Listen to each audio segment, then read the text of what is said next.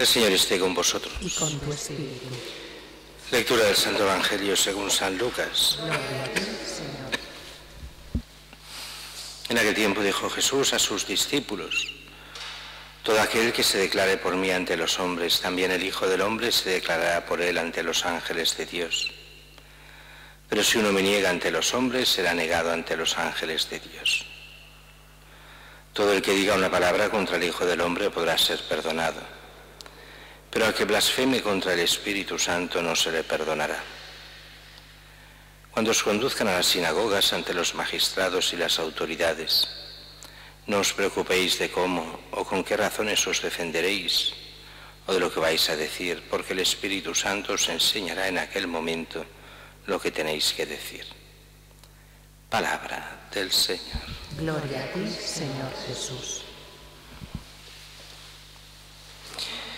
El Evangelio de hoy continúa al Evangelio de ayer, que veíamos lo último de ayer, era esta providencia de Dios. Si 5 pájaros se venden por 2 ases, cuanto más el Señor está preocupado de nosotros que de los pájaros. Y en esa mentalidad de la providencia del Señor que está con nosotros, viene justo después lo que hemos leído ahora. Todo el que se declare por mí ante los hombres, o sea, que me reconozca ante los hombres, también el Hijo del Hombre se declarará por él ante los ángeles de Dios. Y si uno me niega, también será negado ante los ángeles de Dios. Aquí fijémonos bien que se habla sobre todo de cara a aquellos discípulos que, habiendo conocido a Jesús, después pasan de él, lo niegan ante los hombres. ¿Cuántas veces hemos visto gente que había sido cristiana, que había sido formada cristianamente y que llega un momento en que le preguntas: ¿tienes fe? Y te dicen: sí, yo creo en Dios, porque algo debe existir, así que Dios debe existir. Pero en Jesucristo, bueno, en Jesús, en la Iglesia, en estas cosas no.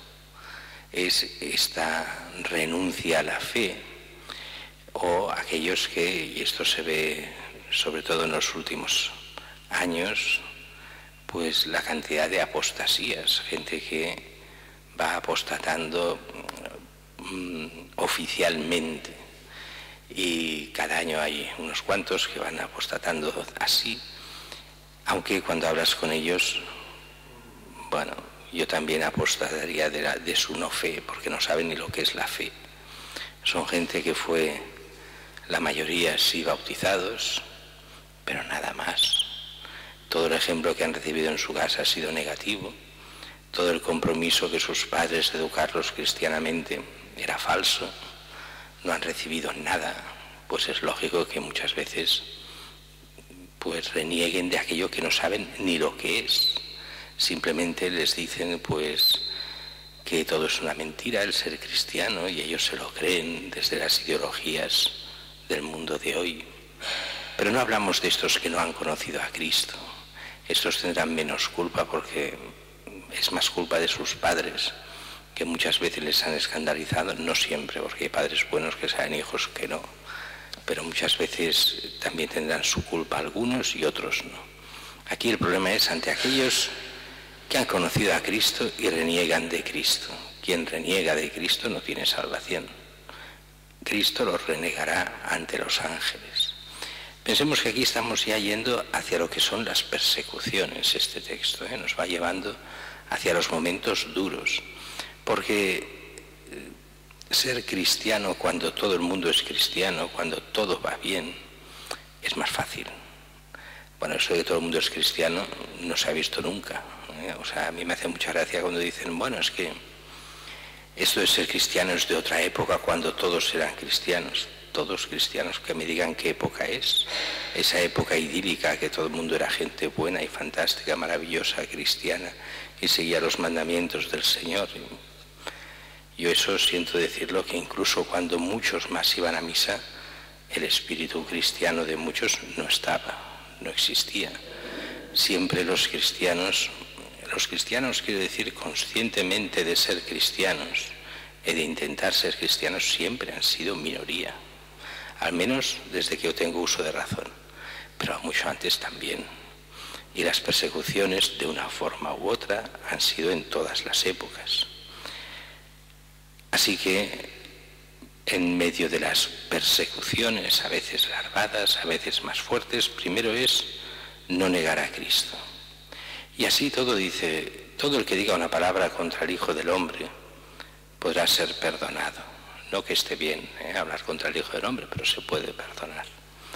Pero el que blasfeme contra el Espíritu Santo no se le perdonará. Aquí hay que entender bien qué quiere decir este blasfemar contra el Espíritu Santo. No quiere decir simplemente hablar mal o de forma grosera contra el Espíritu Santo, sino renegar de la obra del Espíritu Santo. ¿Y cuál es esta obra? La obra del Espíritu Santo es el bien y la gracia. Si tú reniegas de la gracia de Dios, estás renegando del Espíritu Santo. Y sobre todo cuando, y esto es muy propio de todos los tiempos, pero del nuestro especialmente, cuando al mal se le dice bien y al bien se le dice mal. Cuando tú ves claramente que una cosa es buena, pero tu ideología, tus personas, tus amigos te van diciendo que no, que eso es malo. Y tú acabas claudicando diciendo que eso bueno es lo malo. Y aquello que parece malo, eso es lo bueno. Eso ha pasado en nuestra época en tantos y tantos temas, donde muchos cristianos estaban convencidos de la verdad y por las ideologías, por el que dirán, por los amigos, se han ido dejando llevar hacia el mal desde el bien. Y eso es blasfemar contra el Espíritu Santo, es no reconocer el bien que la gracia te va dando. Claro, si tú renuncias al bien, renuncias a la salvación.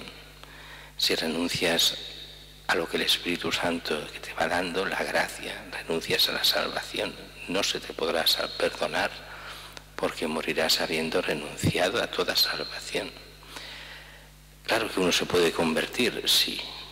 Todo se puede perdonar, sí, pero aquí la idea de fondo es, si tú renuncias al Espíritu Santo, renuncias a la verdad y al bien, no podrás salvarte, no se te podrá perdonar, porque habrás renunciado a todo.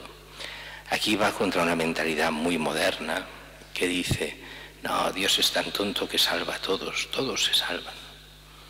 Y el Señor nos va diciendo una y otra vez que no es así, que aquí estás en prueba, que aquí te estoy llamando a ser hijo de Dios, que lo que quiero es que vengas conmigo, lo que quiero es salvarte. Si todo el hombre está condenado por el pecado, pero yo no quiero la condenación, sino salvarte. Y te doy la mano para que te puedas asir a la única salvación que viene en Cristo y en su Iglesia. Y después ya habla directamente aquí de lo que es la persecución directamente. Cuando os conduzcan a las sinagogas, ante los magistrados, ante las autoridades, no os preocupéis de cómo o con qué razones os defenderéis o de lo que vais a decir, porque el Espíritu Santo os enseñará en aquel momento lo que tenéis que decir. Fijaos bien que aquí no dice, no os preocupéis en las persecuciones, yo os libraré de las persecuciones. Nada de eso. A muchos han llegado y son miles y miles y miles los mártires en todas las épocas, y también en la nuestra. Muchísimos los mártires en nombre de Cristo.